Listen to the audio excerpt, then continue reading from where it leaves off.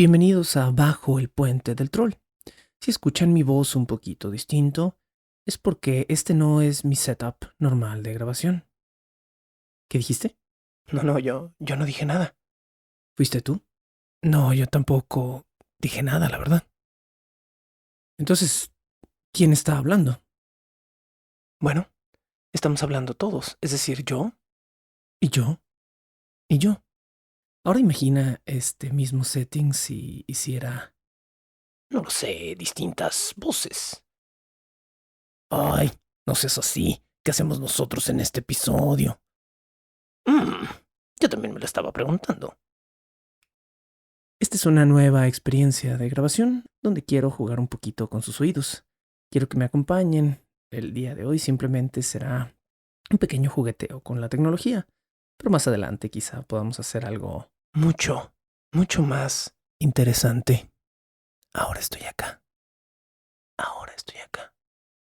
O estoy en todas partes al mismo tiempo. Bueno, como sea, Esto puede ser muy entretenido y el hecho de poder hacerlo sin tener que hacerlo en postproducción, es decir, en edición, cuidando un poco simplemente cómo me muevo y directamente hacia qué micrófonos estoy hablando, puedes tener una experiencia de podcast totalmente nueva y diferente. Lo único que tienes que hacer es, por supuesto, usar audífonos que te permitan diferenciar de manera clara el canal izquierdo. los canales centrales y el canal derecho, para que así podamos viajar de un canal a otro y jugar con tus oídos y con tu experiencia sonora. ¿Te gusta el experimento? Bueno, vamos a escuchar este episodio donde vamos a probar esta tecnología.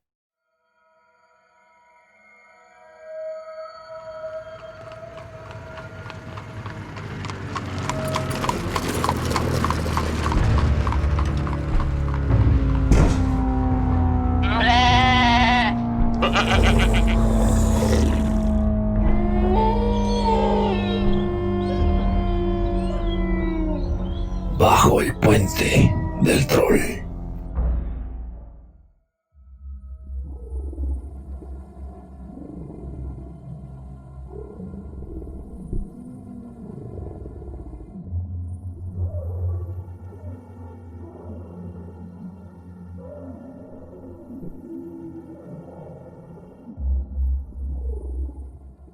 Su civilización tiene millones de años. ¿Alguna vez? Los ingenieros se expresaron tal como nosotros, por medio de música, color e historias. Pero desde entonces han aprendido a ver en más dimensiones que las humanas. Su arte y ornamentos existen solo en planos que no podemos apreciar con sentidos humanos. Su construcción luce oscura y deslavada, porque sus ojos ven más que los ojos humanos.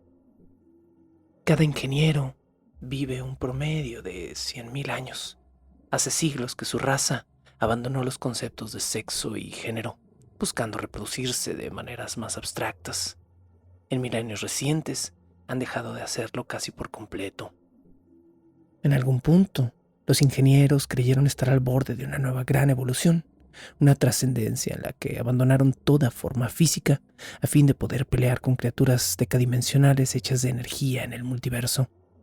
Condujeron a la raza humana hacia el sentido y la civilización por medio de su propio ADN, y su hábitat fueron los maestros de los maestros humanos.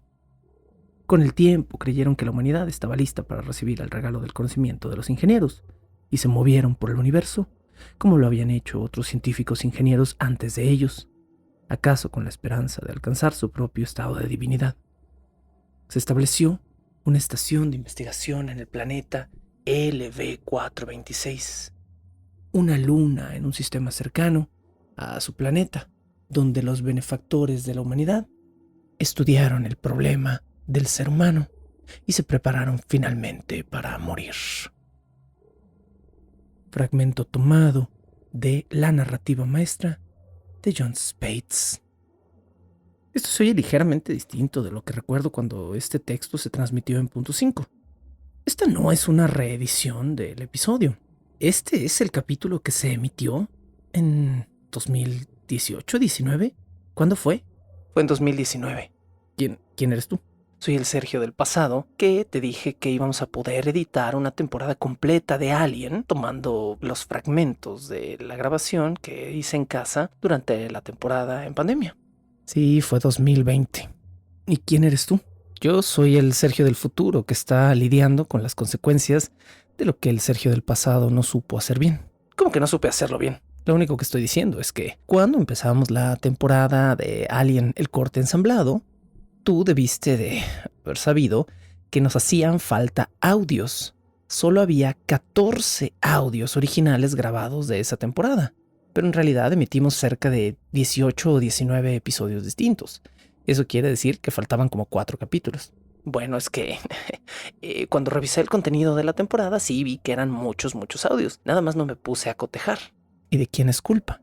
Hicimos una buena edición de una temporada ensamblada, ¿sí o no? Sí, yo no estoy diciendo que no. Lo que estoy diciendo es que en ningún momento se te ocurrió asegurarte de si estaba o no grabada la temporada completa. Bueno, a ver, ya estamos aquí. Tenemos que hacer esto. ¿Qué les parece si en vez de estarnos quejando simplemente regrabamos el episodio y ya? Estamos aquí. Podemos regrabar este episodio y volver a dar nuestra opinión, ¿cierto? ¿Nuestra opinión sobre qué? Pues nuestra opinión sobre... No. Nuestra opinión sobre las precuelas de Alien. Sí. Desafortunadamente, más o menos perdimos los audios de cuando teníamos que empezar a hablar de Prometeo y Covenant. Sí, efectivamente. Perdimos los audios de los episodios que menos querías volver a regrabar, ¿cierto? Me estás diciendo, Sergio del pasado, que voy a tener que volver a ver Prometeo y voy a tener que volver a ver Covenant. No, espera un momento. Vamos a tener que volver a ver Prometeo y volver a ver Covenant y volver a dar nuestra opinión sobre los mismos precuelas que odio. Odiamos, sí. Yo también las odio. De hecho, ya las odiaba en el pasado, mucho antes que ustedes. Yo las odié cuando todavía no era cool odiar las precuelas. Pero eso no importa. Lo que estamos diciendo es que sí, vas a tener que volver a hacer todo desde cero. ¿Algún problema? No. Seguro todo va a estar bien. Entonces, hablemos un poquito del episodio que me gusta llamar Los dioses enojados. Y nosotros también estamos enojados. Sí, estamos enojados y es tu culpa, Sergio del pasado. Hablemos un poquito de Alien. ¿Les parece? Específicamente, hablemos un poquito de las horribles precuelas de Alien. Una más que las otras dos, me atrevo a decir. Desde mucho antes de iniciar la filmación de Alien 3, si recuerdan de capítulos anteriores, Fox ya estaba hablando de hacer una especie de precuela que explicara todos los sucesos al principio de la Alien original. ¿Qué es el Space Jockey? ¿Cómo llegaron los Space Jockeys, así llamados en aquel entonces, al planeta LB? ¿De dónde salieron los xenomorfos? Todas esas dudas estaban matando al mundo cinematográfico y el mundo entero se súper emocionó cuando Fox en 2012 anunció que la afamada, aclamada, adoradísima posible precuela iba a llegar a los cines muy pronto. Más encima, casi se nos caen a todos los calzones cuando anunciaron que Ridley Scott, el director de la Alien original, era quien iba a hacer esta precuela. Llegó la precuela y nos decepcionó a todos. Esta película de 124 minutos y de 130 millones de dólares. Quiero que dimensionen eso un momentito, ¿sale?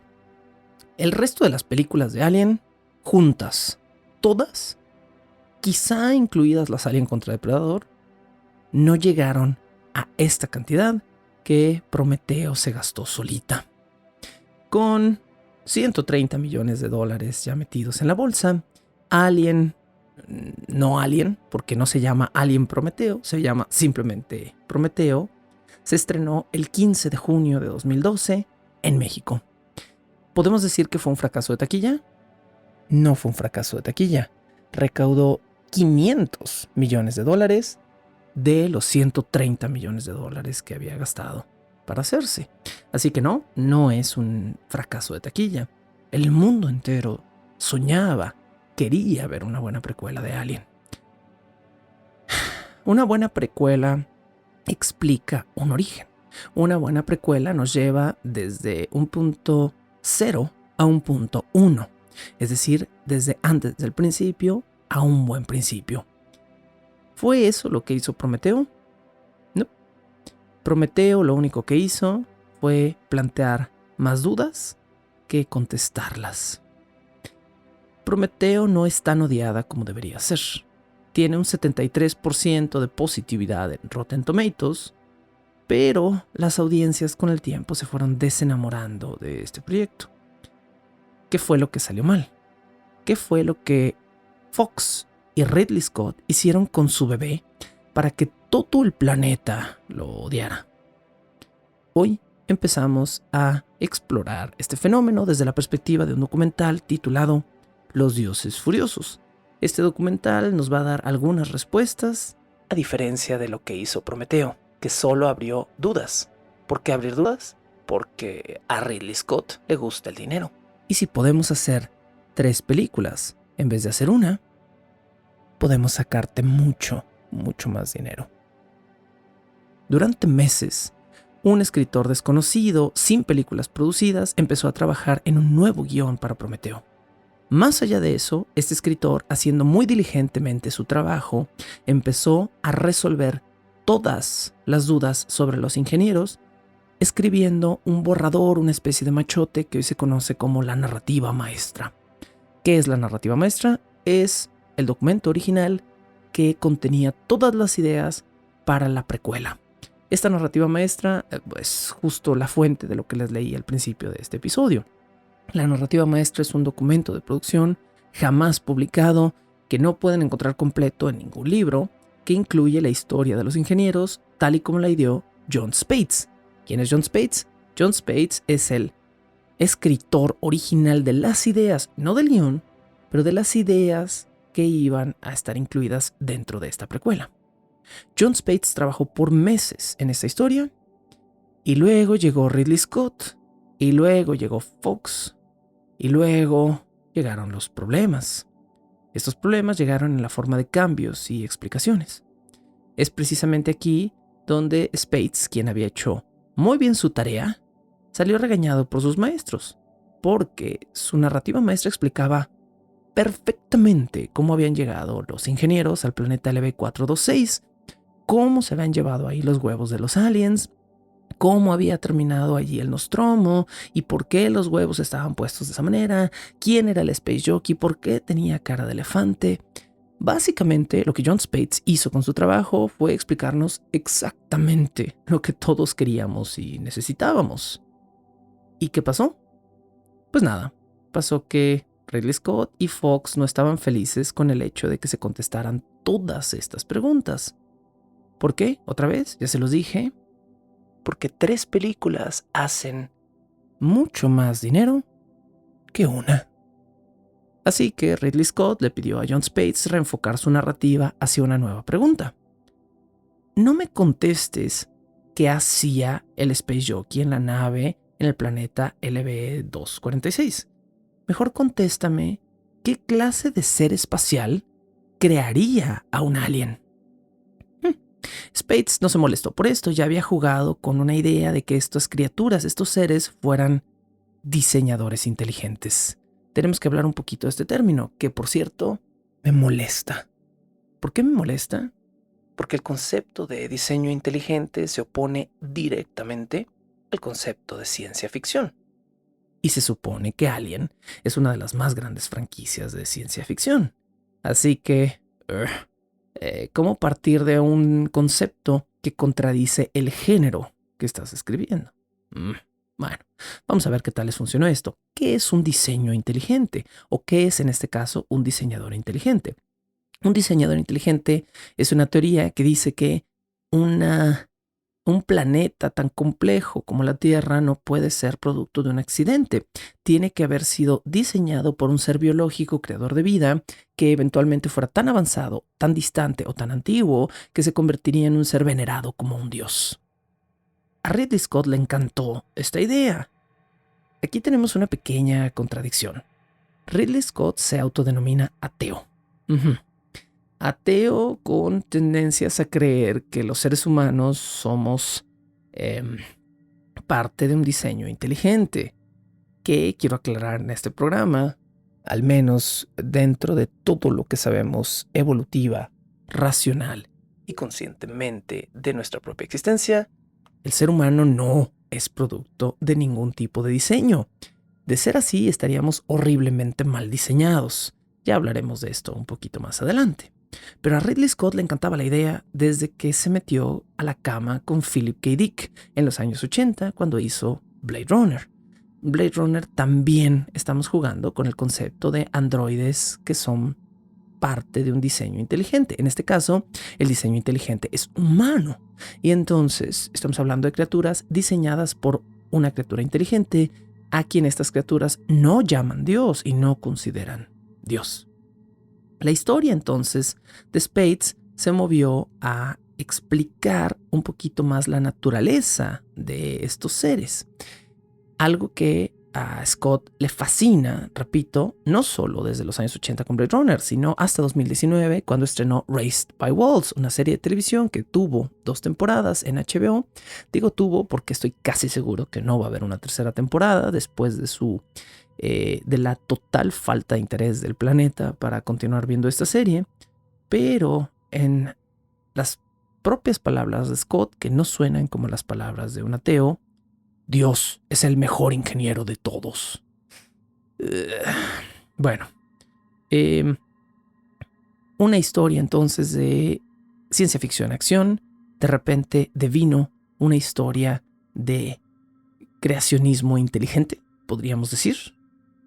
Así que bueno, tenemos a Ridley Scott, un autodenominado ateo, pero creyente del diseño inteligente, involucrado en un proyecto que era una historia de ciencia ficción acción y que lentamente se empezó a convertir en una forma, podríamos decir, de ficción especulativa suave, para nada cercana a los temas de humanidad y existencia que el mismo Ridley Scott había explorado de la mano, podríamos decir, de Philip K. Dick con Blade Runner. Y lentamente la narrativa de Spades, esta narrativa maestra, se empezó a salir de control, porque ya no era una historia de una explicación simple para un problema que parecía complejo. Ahora era una explicación mucho más compleja que el problema original, y en vez de resolver dudas, las abría y nos dejaba con el cerebro derramado.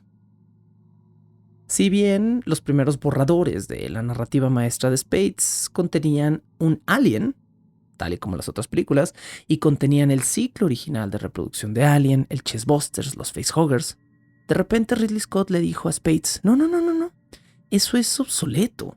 No tenemos por qué usar los mismos tropos, los mismos clichés y los mismos elementos que ya usamos en todas las otras películas de Alien. ¿Por qué usar un alien en una película de Alien? Pregúntense esto 3 veces. Por favor, pónganle atención a esta pregunta. ¿Por qué no usar un alien en una película de Alien? Diría más bien yo. Pero bueno, Ridley Scott finalmente se puso en este papel y hizo cambios. Fox decidió reemplazar por completo a John Spades, a nombre de que Ridley Scott ya no estaba muy feliz con él. Le dieron crédito por historia original en Prometeo, pero trajeron a un nuevo guionista.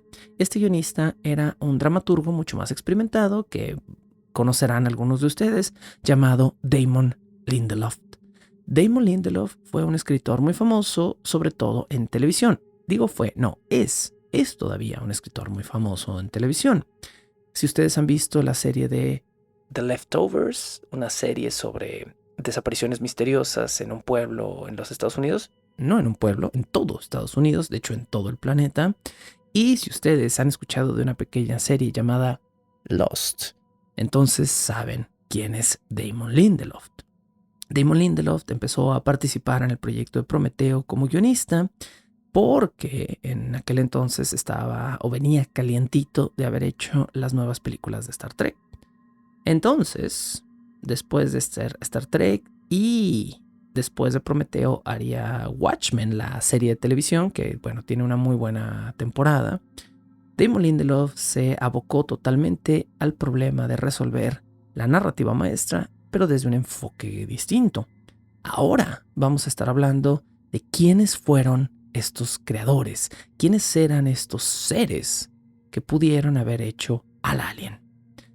El nuevo protagonista en el guión de David Lindelof era un androide que conocía a sus creadores humanos, obviamente, porque lo habían creado, muy a la Blade Runner, y que decidía guiar a un grupo de seres humanos a conocer a sus creadores extraterrestres. Hasta aquí, la narrativa no sonaba tan mal, diría yo. Una historia de un ser artificial llevando a un grupo de seres biológicos a conocer a su creador para descubrir que ellos también eran seres artificiales, sonaba como una buena historia de ciencia ficción circular. Luego de solo 5, quiero puntualizar esto, 5 semanas de redacción, Damon Lindelof le mostró a Fox un buen borrador con el que pudieron comenzar a trabajar la película. Quiero hacer aquí una pausa, y esta es una pausa, vamos a decir, profesional. 5 semanas para redactar un guión es muy poco tiempo. Es aterradoramente poco para un proyecto AAA multimillonario como lo era Prometeo. Se conoce como regla de dedo en el guionismo que tienes que pasar el 50%, entre el 40 y el 50% de todo tu tiempo de trabajo en un guión investigando el guión. Es decir, si vas a tener 4 meses para escribir un guión, pasa 2 meses haciendo solo la investigación y el desarrollo del arco central del guión, de las líneas centrales del guión, de tu trama, de escaletea tu guión. Damon Lindelof tuvo un guión completamente terminado en 5 semanas, lo mandó a Fox, Fox dijo se arma, y de repente estábamos en business y no es suficiente tiempo para hacer esto, honestamente. Como sea, Scott estaba feliz con el nuevo borrador y había tomado junto con Lindelof una extraña determinación. Ya no iba a haber Alien en Alien. Ok, Ridley Scott anhelaba ahora explorar la posibilidad de hacer lo que él llamaba monstruos genéticos. Seres que en realidad fueran errores genéticos de un ADN humano modificado. Scott también quería que el espectador le tuviera miedo a algo nuevo. Esta parte, si me lo preguntan, me parece bastante bien. Esta parte es una de las partes más sólidas de esta nueva idea. Sí estamos desensibilizados de tenerle miedo al xenomorfo porque el xenomorfo se ha convertido en algo casi tan popular o más popular que los otros personajes de la franquicia. Entonces ya no es algo desconocido, ya no es algo alienígena, ya no es algo aterrador y necesitamos tenerle miedo a algo nuevo. Esta parte de la idea me parece muy inteligente de parte de Ridley Scott. Como es su costumbre, Scott llegó, tal y como había hecho en Alien 1, a llenar la producción de pequeños dibujos y storyboards, y también hizo algo que Fox había querido por años y que no había podido volver a hacer. De repente, regresó a Alien el señor Giger. Sí, por supuesto, me refiero a H.R. Giger, el diseñador original del xenomorfo en el proyecto de Alien 1. Este gesto le resultó a Fox muy padre, muy bonito, muy caro, pero en términos de valor de producción terminó siendo algo completamente inútil. ¿Por qué? Porque Giger no regresó a rediseñar el Alien. Es más, les recuerdo, ya no había Alien a estas alturas. No. Giger regresó nada más a supervisar el rediseño de las ahora así llamadas criaturas genéticas. Entonces, ¿qué estaba pasando? Había un grupo de chavitos muy laboriosos, muy buenos artistas, sin nombre, trabajando en Fox, que estaban transformando estos diseños de monstruos en estos nuevos monstruos genéticos, y Giger nomás llegó a decirles: ¡órale! ¡Tan bonitos! Sí, no, mira, ese está chulo. A ver acá. No, sí, ese también está muy padre. Oye, ¿qué tienes por allá? No, ese no me gusta. Y eso fue todo lo que Giger hizo. Entonces, ¿valió la pena traer a Giger de vuelta al proyecto? No. valió la pena crear decenas de pequeños monstruos genéticos. No. Más adelante, cuando hablemos de Covenant, vamos a tener que revisitar este punto. Pero los fans de Alien solo queríamos una cosa. Los fans de la franquicia original solo queríamos que nos contestaran quién es el vato gigante con cara de elefante que estaba sentado en el así llamado Gran Sillón o la silla dental, como la llamaba Ridley Scott. ¿Quién es ese fulano, el así llamado Space Jockey? ¿Qué hacía en el planeta LB? ¿Por qué estaba su nave llena de huevos? Eso era todo lo que queríamos. No queríamos que el alien se convirtiera en una criatura que se modificaba cada vez que se apareaba con un ciclo genético distinto. No queríamos una trilogía nueva. Solo queríamos una explicación clara para una pregunta interesante. Y nunca nos la dieron. Producción se abocó a un diseño monolítico donde se iba a crear un nuevo planeta, donde iba a haber un nuevo ciclo de Alien, donde Giger no iba a tener nada que ver con estos diseños, y eventualmente se decidió una cosa que me parece totalmente absurda. La nave que aparece en Prometeo, la nave que tiene la misma forma que la nave abandonada que está en el planeta LV-426, no iba a ser la misma nave. El ingeniero, así llamado ahora, tampoco iba a ser el Space Jockey original. Y el planeta tampoco iba a ser el LV-426. Entonces, ahora Fox y Ridley Scott estaban haciendo un verdadero esfuerzo consciente para no contestar estas preguntas. ¿Por qué? Porque si te contestaban demasiado rápido, no te iban a poder sacar millones de dólares del bolsillo.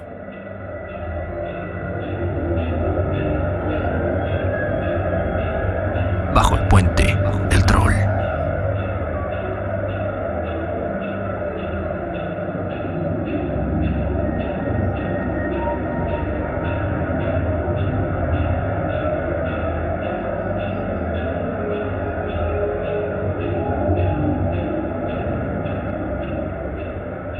Decididos a arrojarte en la cara una nueva trilogía, Fox y Scott también tomaron varias decisiones cuestionables. Una nueva trilogía significaba nuevos héroes, en este caso nuevas heroínas, nuevo cast por completo, nuevo planeta, nuevo ingeniero, nuevo monstruo. ¿Qué pepino tenía que ver esta trama con Alien? Yo diría que casi nada. Pero Fox estaba contento con esta nueva ruta, porque 3 cintas en vez de solo una implicaba, ya lo dijimos, mucho más dinero. Ahora solo había que encontrar una nueva heroína de cabello corto que fuera la nueva protagonista de su propia franquicia múltiple. Y empezaron a buscar a dicha heroína. Pero mientras más compleja y más profunda se volvía la mitología, más huecos empezaban a surgir en la trama. De repente, Scott metió pensamiento mágico y diseño inteligente a Prometeo para poder explicar lo que ahora ya no sería una trama interesante de ciencia ficción. Alien 1 funciona y sigue funcionando también hasta la fecha, porque Alien 1 es una historia de un futuro casi imposible con personajes muy humanos y muy tangibles. En vez de eso, Prometeo nos daría un futuro más cercano, pero con personajes ridículos, falsos, con malas motivaciones, sumergidos en un simple slasher que muy poco tiene que ver con ciencia ficción, o más específicamente con ciencia, y mucho con pensamiento mágico y diseño inteligente. El primer diseño, hablando de diseño, de un ingeniero, provino de una estatua que Ridley Scott había visto en casa de uno de los artistas de la película. Una estatua que representaba a una criatura de piel blanca que mostraba en su cuello una musculatura muy exagerada y deforme. Scott quería que sus ingenieros se vieran exactamente así, pero Fox lo confrontó con el hecho de que en Alien, el Space Jockey original tenía una cara de elefante. Dude, ¿se te olvidó tu propia película? Ridley Scott les dijo, no se me olvidó mi propia película. Estoy pensando en anexar una nueva idea. ¿Otra idea más, Scott? Sí, otra idea más.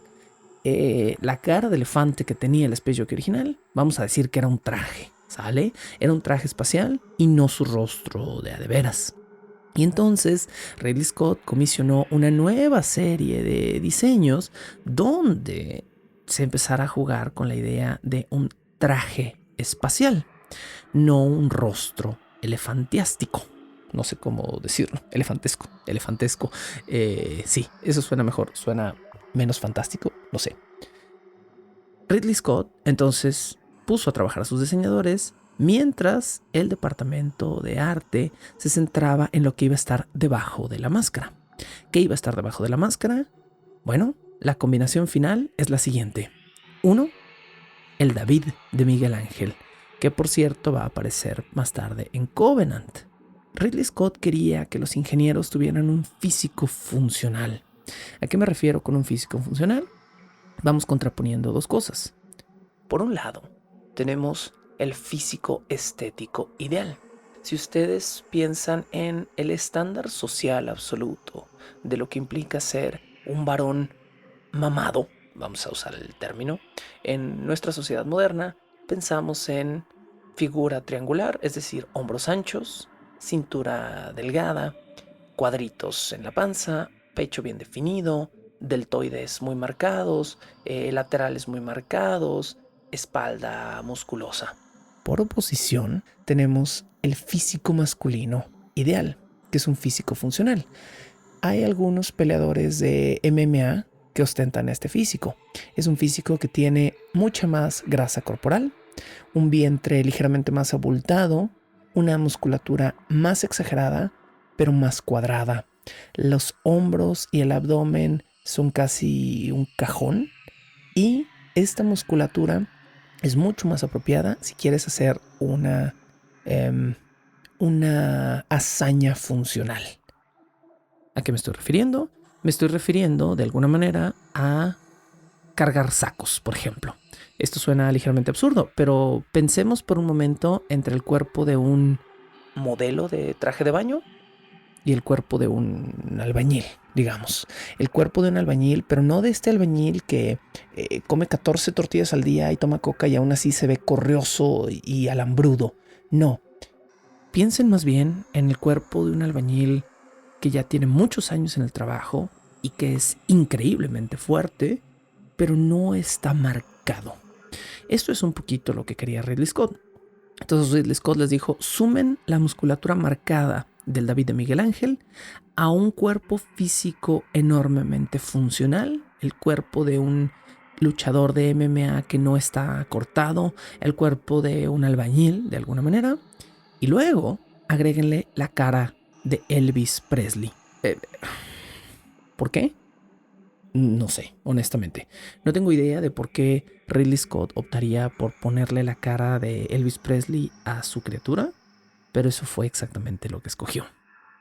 En el documental de Los Dioses Enojados, Ridley Scott menciona varias veces el concepto de Dios. A pesar de que se supone que esta es una historia de ciencia ficción, Ridley Scott dice varias veces Dios y diseño inteligente, tema que claramente está en el tuétano de esta película, pero que para mí conlleva un mensaje preocupante.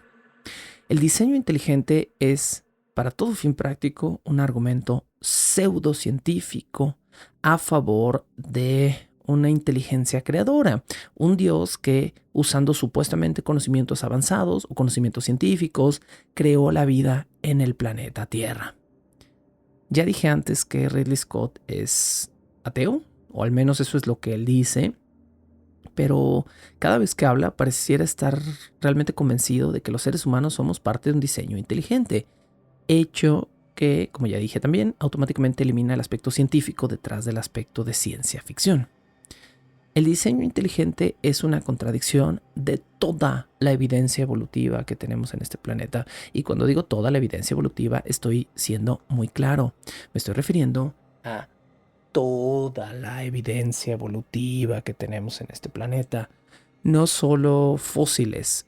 Vamos a cosas tan sencillas como encontrar en dos mamíferos diferentes exactamente el mismo residuo de hueso en un tímpano, o encontrar en dos especies diferentes de reptil ciertos vestigios de cuando ambos eran anfibios antes de volverse terrestres, o estoy hablando de encontrar en el ADN de primates no humanos un 98% de coincidencia con el ADN de primates humanos. Estoy hablando de el mínimo de conocimiento biológico que debes de tener si fuiste a la preparatoria y pusiste un poquito de atención. Y considerarse un diseñador inteligente, una persona que cree en el diseño inteligente, significa ignorar toda esta información. Y cuando digo ignorar es simplemente mandarla por un tubo. No hay ningún argumento válido en contra de esta información.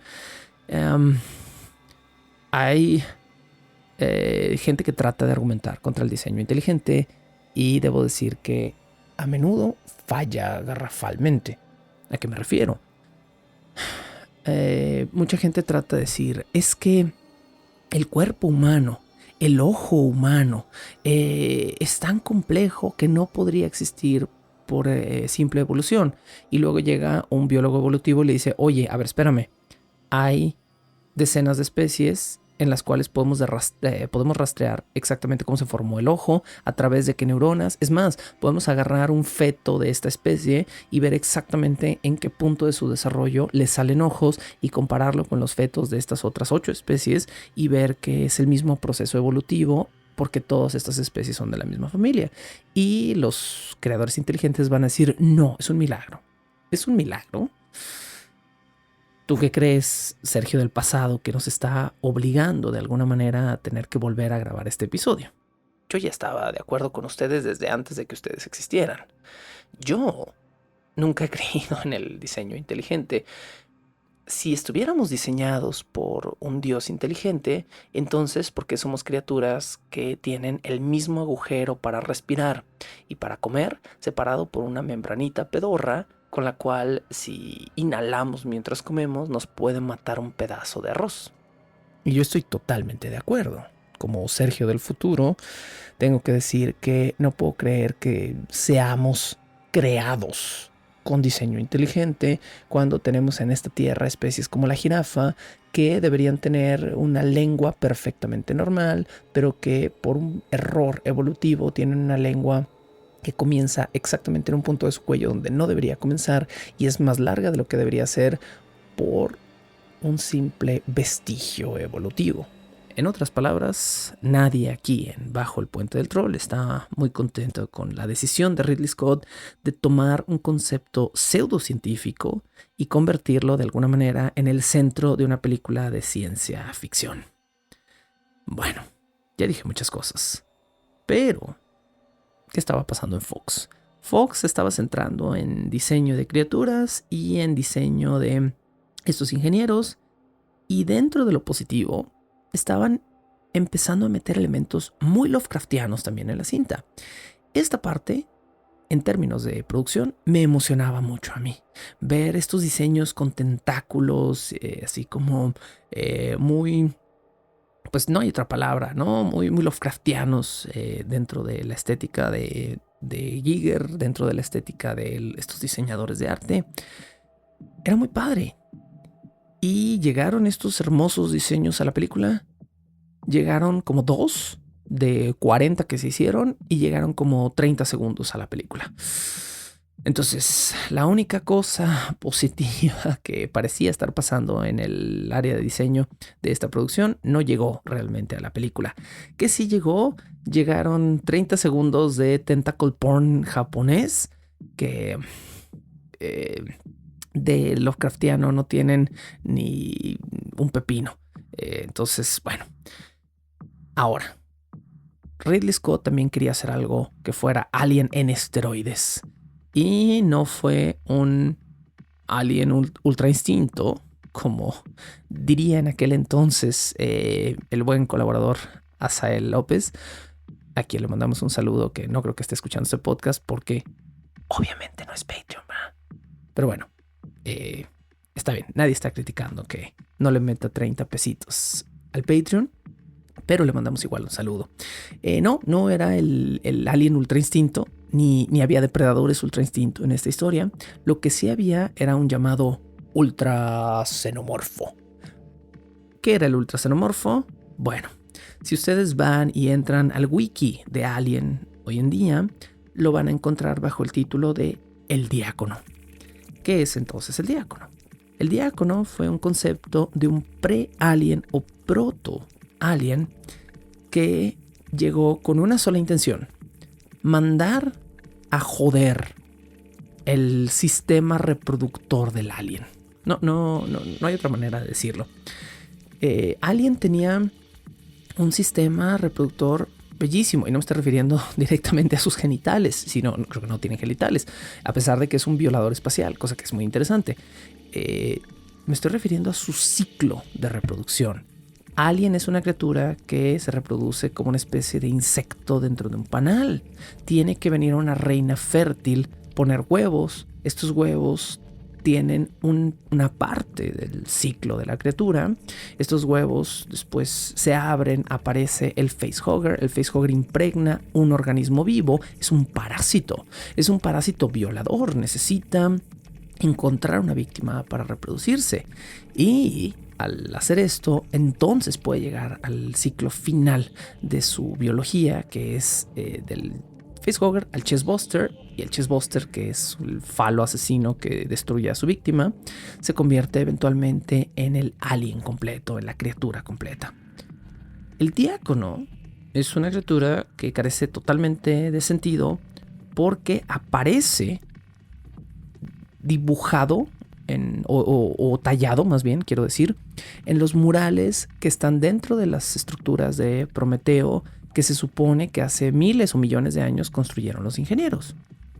Pero, según nos explica el wiki oficial de Alien, no sé si es oficial, pero es el wiki en inglés más cercano a tener una información oficial, porque tiene fuentes, digamos, nos dice el wiki de Alien que el diácono es un error, es un accidente combinatorio de ADN humano mezclado con ADN de ingeniero. Pero los ingenieros crearon a los seres humanos, luego se arrepintieron. Esto va a ser parte de la narrativa maestra, esto va a ser parte de esta mitología, por decirlo de alguna forma, que nos van a presentar en estas películas. Los ingenieros se arrepienten de haber hecho a su creación. De aquí toda esta cuestión de Prometeo.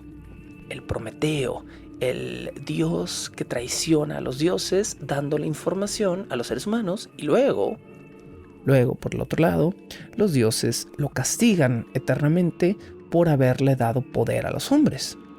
Los ingenieros son su propio dios y son su propio castigador.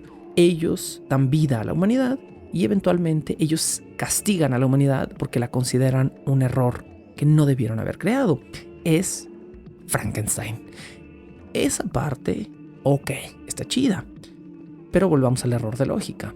Si el diácono es un error de ADN que van a ser después de que los ingenieros vayan y castiguen a la humanidad, ¿por qué lo tienen tallado dentro de sus estructuras y sus templos como si fuera una criatura que ha existido desde siempre? Es un error combinatorio que ellos no pudieron haber previsto.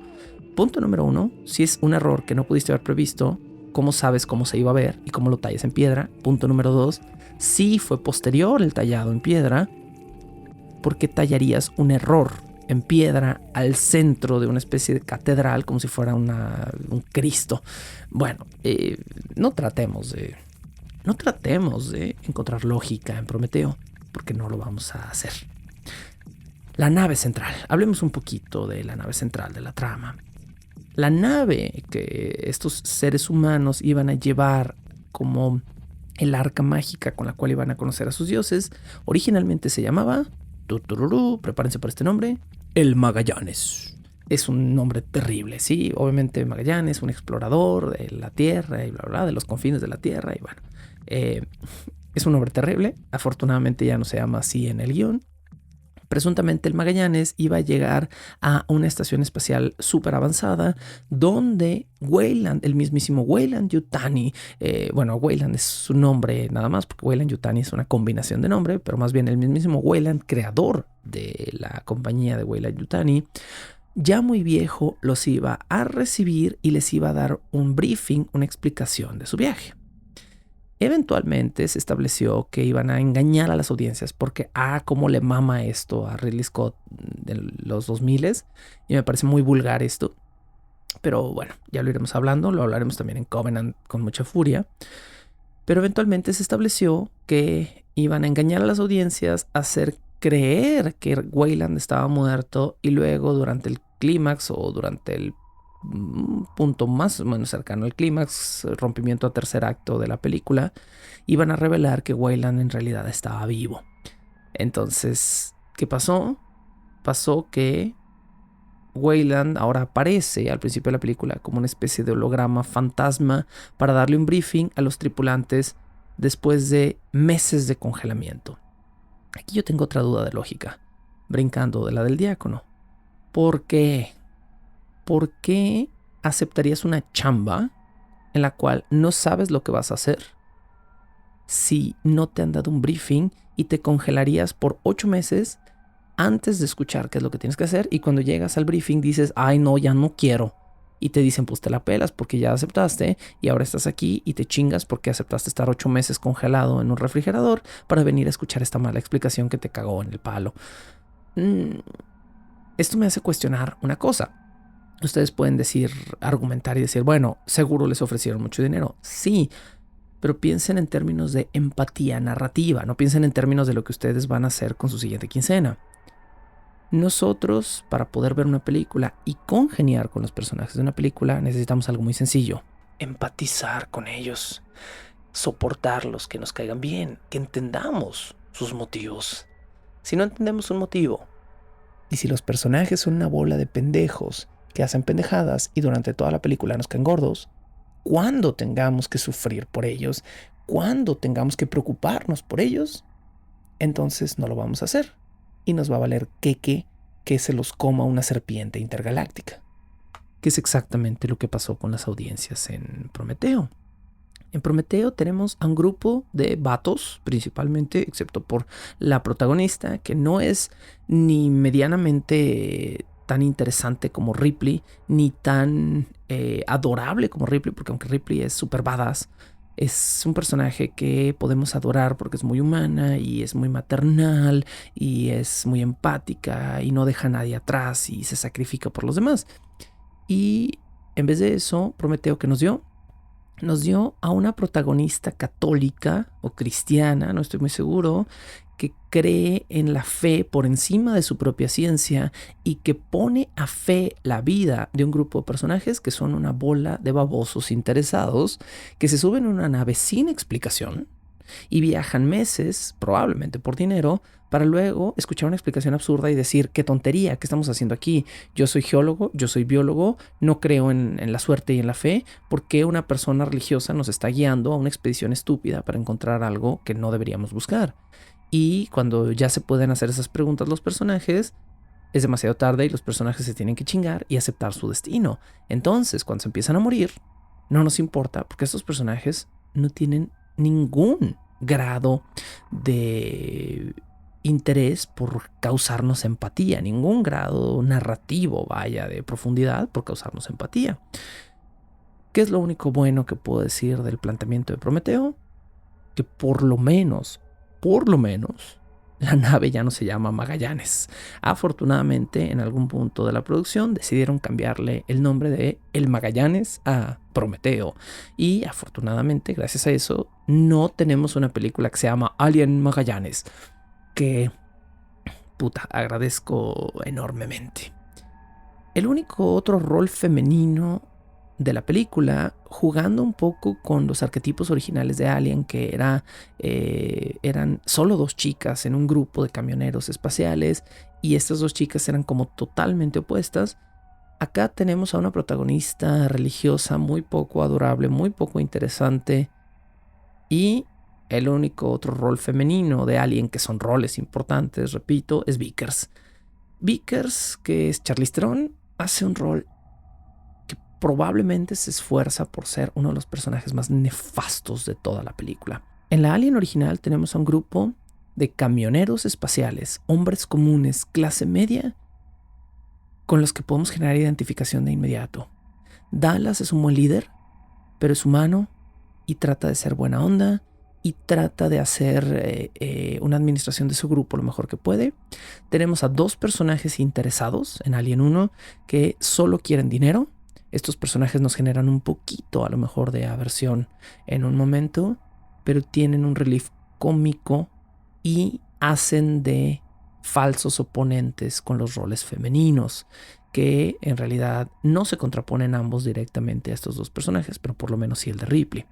Tenemos a Ripley, que es un personaje interesantísimo, por lo menos en las primeras 3 películas, y tenemos a Lambert, que es el opuesto directo a Ripley. Es la chica más débil, más femenina, menos preocupona, más sexualizada del grupo, donde Ripley es esta mujer más independiente y un poco más fría y un poco más masculina y distante, pero también más precavida y preparada.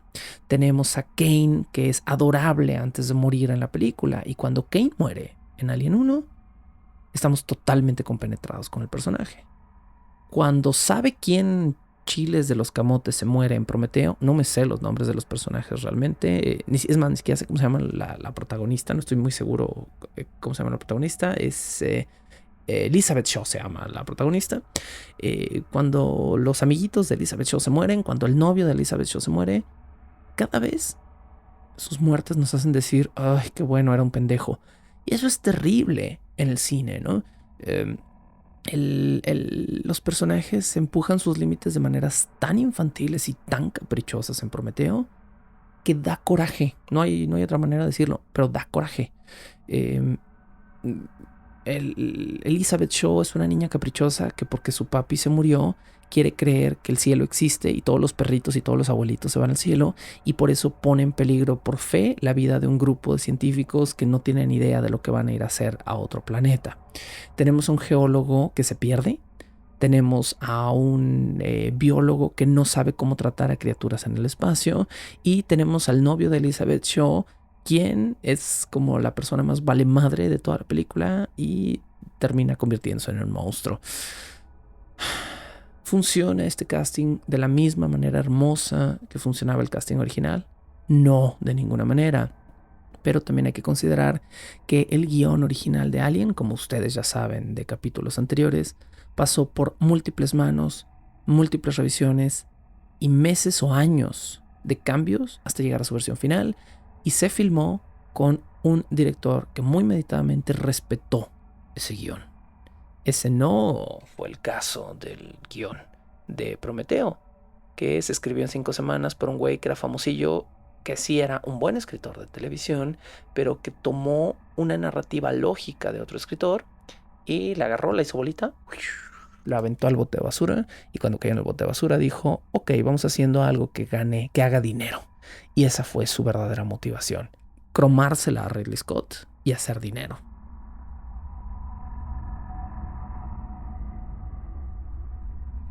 Bajo el puente del troll.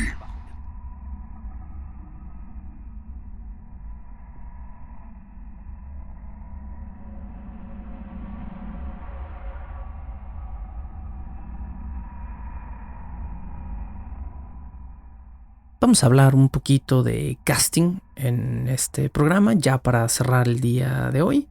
Y no podemos hablar de casting si no hablamos primero de Noomi Rapace. Ridley Scott quería a Noomi como su nueva Ripley, como su nueva protagonista. Ella es la chica con el tatuaje de dragón original. Ella es la chica de la trilogía Millennium original, es decir, no sé si se hicieron 2 partes o 3 partes de esta trilogía original, pero estoy casi seguro que ella sí grabó una miniserie completa de 3 episodios de 2 horas, hora y media, que después se reeditaron como en una especie de micropelícula rara, pero esa era la chica que Ridley Scott quería para su Elizabeth Shaw, su protagonista. ¿Quién es Elizabeth Shaw? Elizabeth Shaw es una pseudocientífica, voy a decir, porque es una mujer presuntamente de ciencia que hace todo a base de fe en esta película y pone las vidas de múltiples personajes en riesgo por tener fe, cosa que es un discurso muy anticientífico y muy estúpido, y no sé si es intencional como de parte de Ridley Scott decir este personaje va a ser idiota porque tiene fe.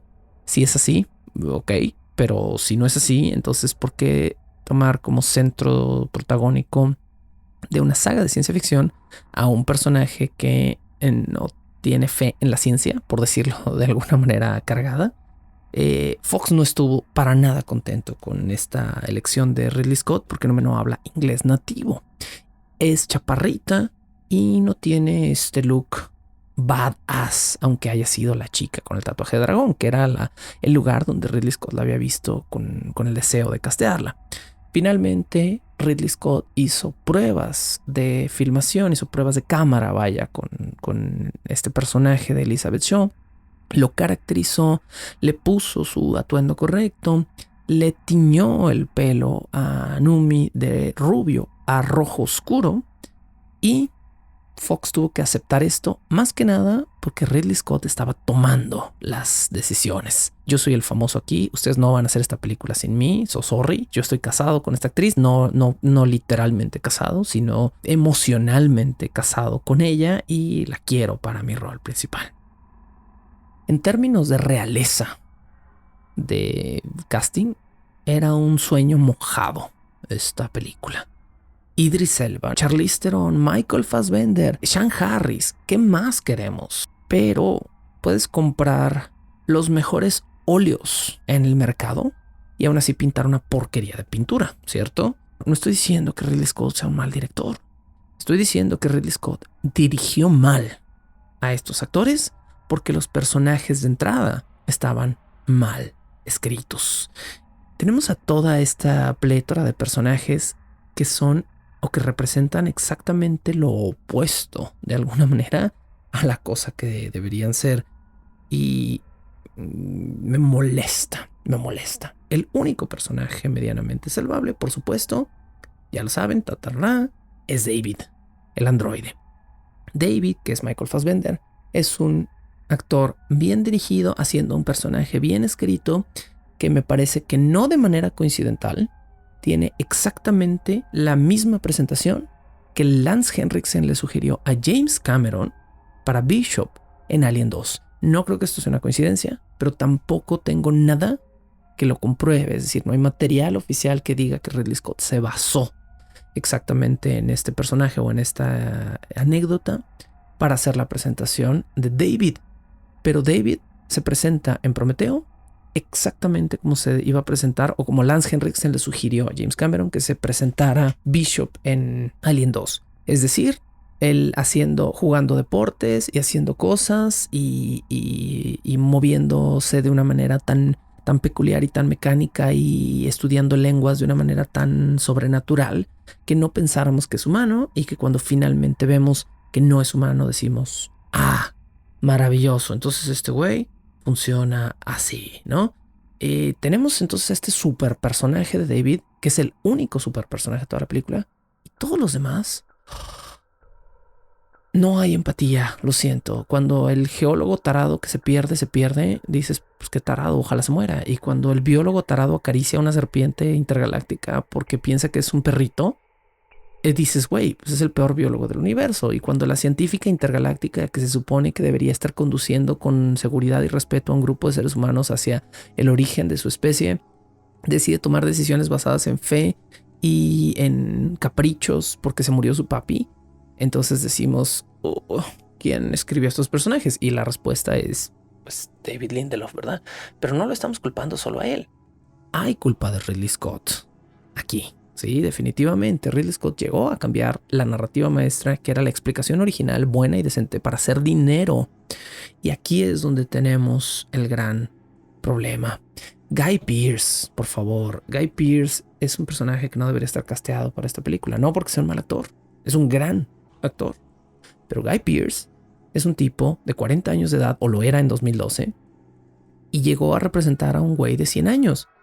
¿por qué no casteaste Ridley Scott a un señor gran actor de 80 años? Ah, espera. Oigo a lo lejos la respuesta y esa respuesta es dinero. ¿Por qué dinero? Dinero.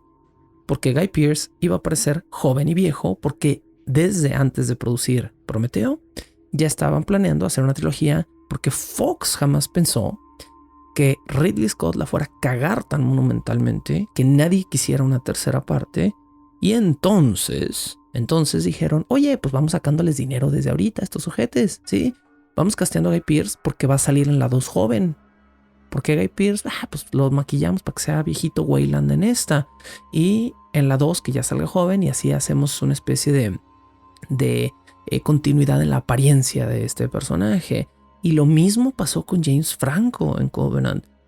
Este fenómeno transmediático medio absurdo que estaba planeando Ridley Scott de que las audiencias tuvieran que ir a YouTube a consumir una serie de cortos. Ya hablaré más a fondo de esto en otro programa, pero de que tuvieran que ir a YouTube a consumir estos cortos para ver al personaje James Franco. ¿Y qué le pasa a James Franco? Aparece 8 segundos en Covenant y se muere.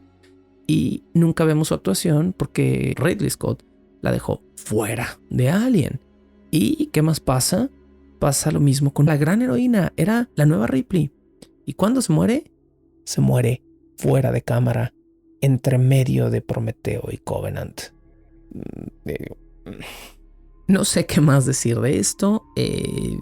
A manera de cierre el día de hoy, sí puedo decir que Prometeo es una cinta que no tiene relación con Alien fuera de la intención de abusar monetariamente de sus audiencias.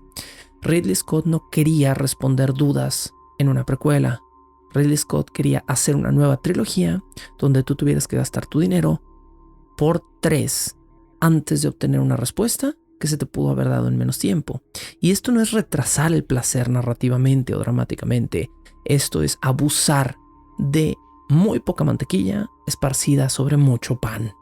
Esto es el equivalente a tomar un libro como El Hobbit, no sé, y decir, ok, vamos a agarrar El Hobbit y vamos a hacer este libro de 180 páginas en 3 películas de 3 horas para que tú puedas pagar dinero y nosotros podamos promover toda esta super nueva tecnología y decir, vas a ir a ver algo en 3D que va a estar grabado a 39,000 cuadros por segundo y se va a ver como la tele que tus papás tienen mal configurada en su sala porque todavía tienen el anti-aliasing puesto. No, gracias. Este fenómeno 2010 es de tomar una parte y partirla en 2 o en 3 que comenzó con Harry Potter y que se ha vuelto infame y que pasó por los Juegos del Hambre y que pasó por Twilight, que Twilight de por sí no tenía mucho salvable excepto abdominales y gente pálida y no efectos especiales y no enamoramiento entre un hombre lobo de 30 años y una bebé. Todo este fenómeno que llegó hasta El Hobbit y hasta un punto donde nos dimos cuenta que nos estaban haciendo pendejos. ¿Por qué? Porque esta película no era para nosotros. Esta película era para Fox. Esta película era un capricho de Ridley Scott. Esta película era un proyecto de vanidad. Vamos a llamar por un momento al cine arte. Porque el cine es arte. Pero primero, para una productora, el cine es un proyecto de industria. Vamos a llamar al cine arte y vamos a jugar 10 segundos a que el cine no es una chamba para sacarte dinero, sino que es un medio para contar una historia. Y cuando tú como creador escoges ese medio, no para contar una buena historia que satisface y genera catarsis, entretiene y da respuestas, sino para repartirla en múltiples proyectos, para hacer un proyecto de vanidad y sacarle dinero a tus audiencias, no estás haciendo un proyecto de amor, no estás haciendo un proyecto narrativo, no estás haciendo un proyecto dramático. Estás haciendo un negocio abusivo y controlado para sacarle plata a la gente de los bolsillos, de los mismos bolsillos que van a poner entre las nalgas y tu asiento de cine, confiando en ti y queriendo ver lo que haces porque tú eres Fox y porque tú eres Ridley Scott. Eso es lo que puedo decir a manera de cierre de este episodio. Fuera de mis quejas, que disfruté regrabar en esta extraña modalidad que todavía voy a ir a editar por 2 horas más porque probablemente va a ser un experimento medio fallido. Pero después de todo esto, lo que puedo decirles es gracias por escuchar este episodio regrabado de Bajo el Puente del Troll. Este episodio que está grabado a 4 micrófonos en 3 modalidades distintas, haciendo un pequeño juego auditivo para que yo, el Sergio del presente, Yo, el Sergio del pasado, que, debía haberme fijado si había grabado esos episodios. y yo, el Sergio del futuro, que no está muy contento de tener que pasar las siguientes 2 horas de mi vida editando un audio experimental, pero al mismo tiempo está emocionado también por hacerlo. Les decimos gracias por apoyar este Patreon. 30 pesos es la cantidad que ustedes tienen que pagar para hacerse de más de 200 horas de contenido en las cuales ustedes pueden escuchar temporadas de historia, fantasía, literatura y, como en este caso, quejas sobre ciencia ficción, y pueden también escuchar gratis episodios en Spotify y YouTube si ustedes no quieren pagar estos 30 pesos. Estos episodios que están gratis en Spotify y YouTube tienen poco más de 1 año de retraso a estas alturas, así que si quieren ir al día con Bajo el Puente del Troll y al pico de la tecnología de los canales de sonido, entonces van a tener que pagar sus 30 pesitos o más si es que quieren más beneficios, y van a tener que ir a escuchar este capítulo directamente en Patreon en Bajo el Puente del Troll. Nos escuchamos la próxima semana, sí, con más quejas nuevamente grabadas sobre Prometeo y Covenant. Adiós desde el presente. Adiós desde el pasado. Y adiós desde el futuro. Algunos de los fondos musicales de este programa pertenecen al paquete 10,000 piezas de música de Media Solutions. Todo el crédito a sus respectivos creadores. La locución, la producción y la música original de este programa son creadas por Sergio Vicencio. Ve a patreon.com/Sergio Vicencio y apoya este podcast para obtener horas de contenido adicional. ¿Quieres comisionar cápsulas, episodios o incluso temporadas completas o comprar contenido digital de Bajo el Puente del Troll? Ve a coffee.com/Sergio Vicencio y encárgate de decirme qué hacer. Es coffee, ko-fi.com/Sergio Vicencio.